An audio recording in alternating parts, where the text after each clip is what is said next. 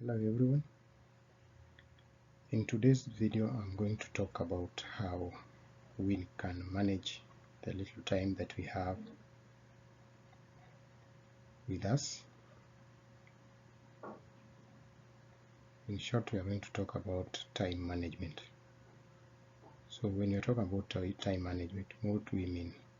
According to a definition by Wikipedia, it is the process of planning and exercising conscious control of time spent on a specific task or activity with the aim of increasing effectiveness, efficiency, and productivity.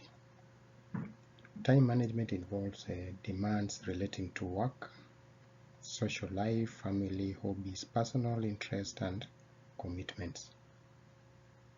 Time is a resource, we all know that, and therefore it should be utilized without any form of waste. And one reality that we need to always remember is that we can never stop time. Time will always be running, and time will never wait for anyone. And everyone is entitled to 24 hours in a day. However, the way each and every one of us utilizes these 24 hours is different. My objective for creating this video is to give tips on how we can utilize the little time that we have with us in any given day or in executing any task. So these are the tips. The first one is to improve your working environment. Make your working environment a good place to be. And here you can apply the 6S process of workplace improvement that were started in Japan as a way of quality improvement strategy, the first way of quality improvement. So they came up with initially there were 5S, that is sorting, setting, shining, standardizing, and sustaining. But currently we have a sixth one, that is safety. So what does sort means? It is just eliminating unnecessary items from the workplace that are not needed at the moment. Then setting, once you eliminate the clutters, what you don't need currently, you organize them in a place, arranging them in order so that you also create room for other things when you set whatever you have within your working area. Then shining just involves cleaning them, making them clean, whatever you want to use in your workplace. Then the fourth S is standardizing. These are methods to maintain the first three S's. It creates a consistent approach with which tasks or activities and procedures are done. Then sustaining is making it a habit. It becomes a culture within a workplace. It also involves defining new status quo. Then the tools that are involved here can be the posters, the newsletters, manuals, performance reviews, among others. Then finally there's safety. Safety is to ensure the safety of yourself and your clients. So these processes, if they are embraced, it will reduce the amount of time, for instance, you spend when looking for an item within your workplace. Let's say it is a file that you want to work on, but things are not arranged in order in this your workplace. You will spend a lot of time looking for this particular file.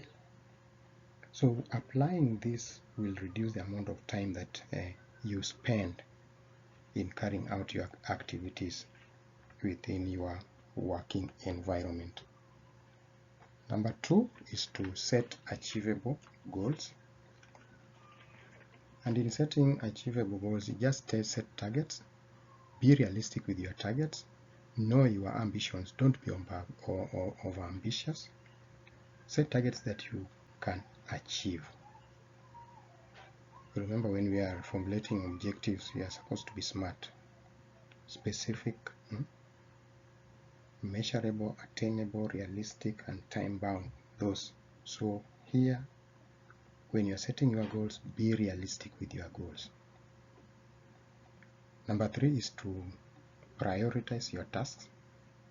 You can group these tasks into maybe urgent, what is urgently need to be done, what is important. So you deal with the urgent issues first, the important ones. Those that can wait, you can do them later. So you prioritize whatever task you need to do.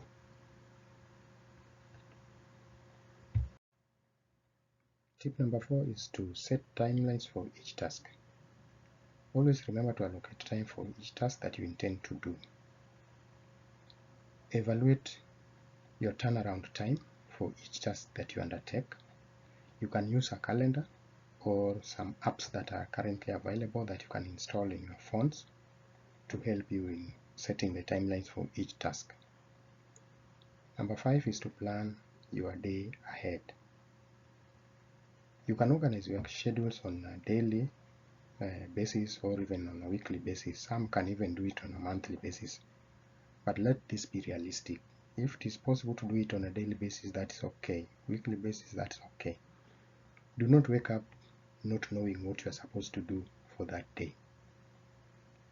Also plan your meal schedules.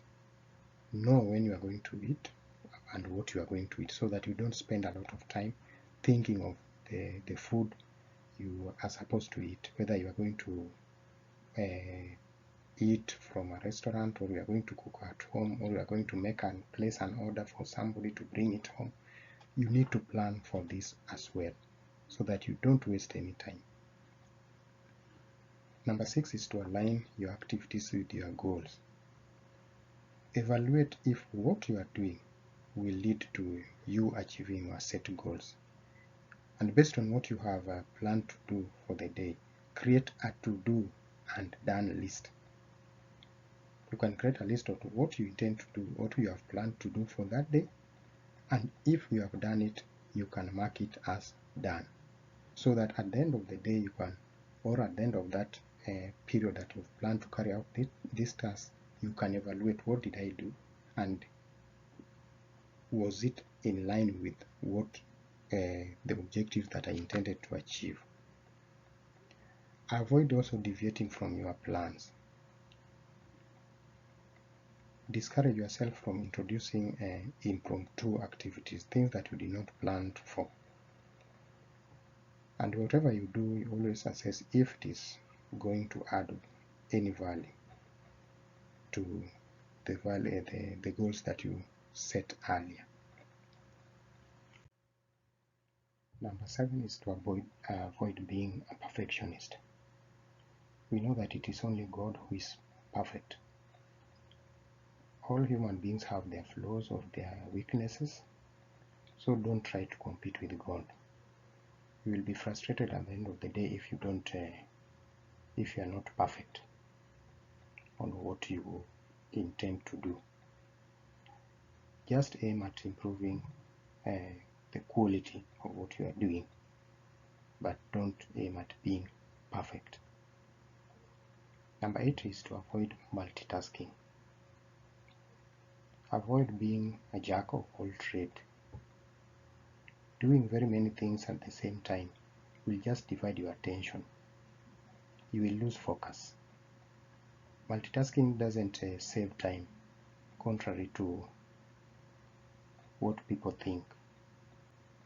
At the end of the day, you'll spend more time, since your brain will be switching from one task to another. Multitasking also compromises on quality. It lowers creativity of an individual. You cannot do any task well because you have a lot in your mind that you want to do.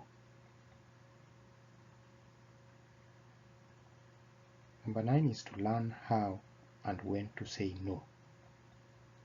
Do not agree to take new assignments you are not familiar with, when even in the first place you have not done what you were assigned to do in the first place. Learn to say no in a way that will not offend the person that is giving you an additional assignment. Number 10 is to delegate some tasks.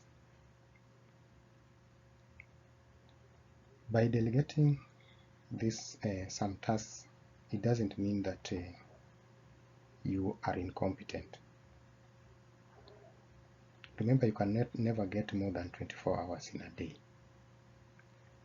So if you have a lot of tasks to achieve, you can delegate to somebody that you trust, believing that this person will deliver the same outcome that you also would have achieved or you would have delivered.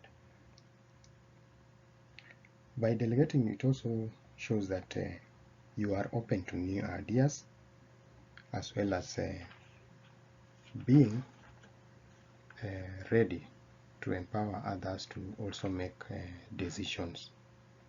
And by doing so, you will have limited amount of time that you would have spent doing the same task. Number 11 is to avoid distractors.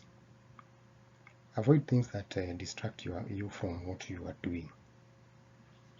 Put phones away while you are working on some task. Block social media notifications, since people tend to check what the notifications are all about and so deviate from what they are doing, and even they lose concentration on what they are doing initially. So try as much as possible to block all social media notifications. Number 12 is to take breaks in between tasks. Allow your brain to relax. You can take between 15 to 30 minutes to relax after every task that you have done. You can utilize this time that you've taken break, this 15 to 30 minutes, just maybe taking a nap, or just relaxing, or meditating. You can also watch a short video. For instance, you can watch some inspirational videos from those who you consider your mentors.